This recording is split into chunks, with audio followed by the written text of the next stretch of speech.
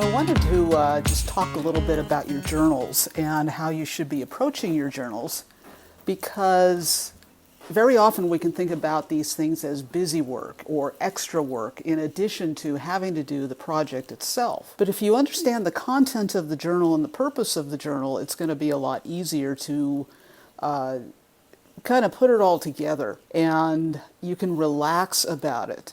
So your process journals are essentially meant to document your process. That's the whole point. And so they are not something you do before you start your project and then you complete your journal and then start your project. They're not something you do after you complete your project.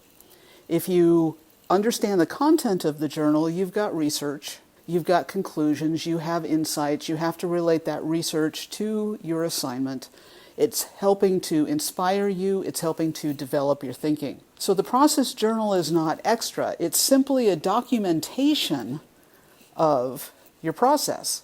You should be developing the journal as you're working on your design projects. And all you do is compile everything into the journal. So every assignment, you should start with the research.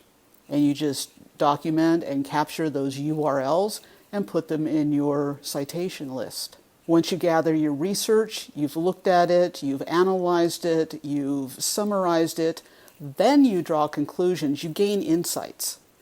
Professionally, you're going to be doing this by asking questions as well as doing research.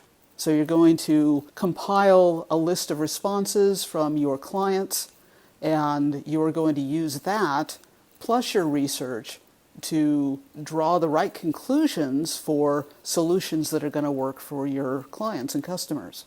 The process journal itself is simply a catch-all, if you will, and you're going to make a presentation. It's like think of it like a pitch deck.